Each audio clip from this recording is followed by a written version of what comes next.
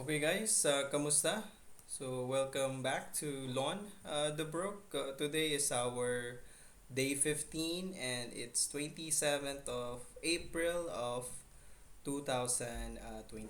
So ngayon medyo chill lang ang ating update for today kasi wala pa tayong or waiting pa rin tayo sa additional side hustle natin na projects pero focus pa rin tayo sa regular work and preparation para sa mga susunod na opportunities.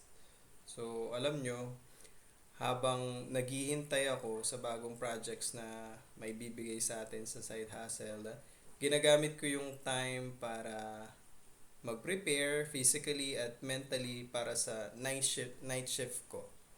So, hindi biro ang night shift. Dun sa mga ano natin dyan, mga tropa natin, kaibigan natin nasa night shift. Hindi siya madali, lalo na kapag pagod ka na.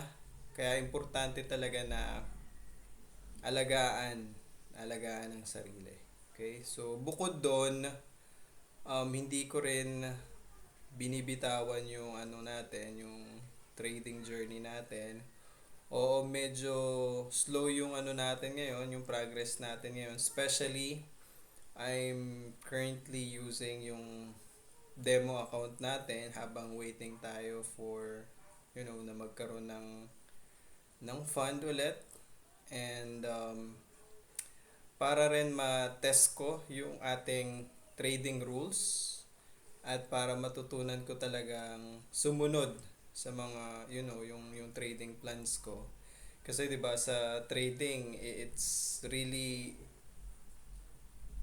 disiplina at pinaka-importante um, na marunong tayo maghintay lalo na kapag gusto mong iwasan yung mga past mistakes tulad ng yung naging revenge trading natin, pagiging greedy, yung tipong nangyari sa akin, hindi ko na follow yung trading rules ko. So, napaka-importante nun.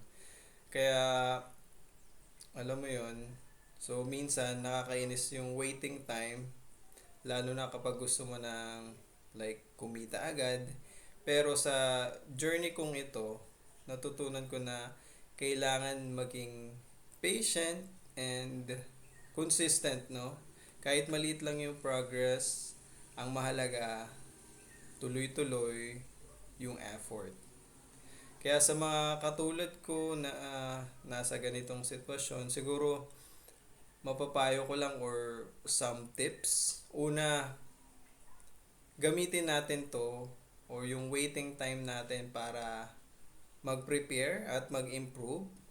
Pangalawa, practice discipline sa kahit anong ginagawa nyo, lalo na kung you are into trading. Next will be, huwag mawala ng focus sa goal nyo kahit feeling mo matagal yung proseso. It's really part of it, no? And pang-apat natin, of course, maglaan ng time para magpahinga para hindi tayo ma-burnout. So, importante balance pa rin, no?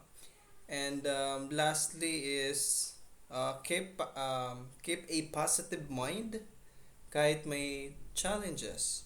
So, sometimes, yung challenges, nandyan na yan eh. Pero yung how we see things, kung paano natin siya masusolusyonan, kung magiging challenges lang ba siya, nasa ano natin yan, nasa pag-iisip natin yan. So, ayun. That's our update for today and simple tips para sa lahat. And salamat sa suporta sa ating Lon the Broke page, our channel. Kung kayo rin ay naghihintay ng opportunities o nagpe-prepare para sa trabaho or side hustle, feel free to share how you do things.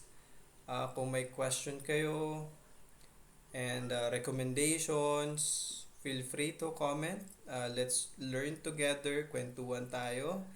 And of course, huwag kalimutang mag-like, subscribe, and um, feel free to share your thoughts and everything, no? Kita-kits tayo sa next video natin, and always stay safe, stay motivated, and keep grinding lang tayo, okay? So see you sa next video natin, and thank you so much.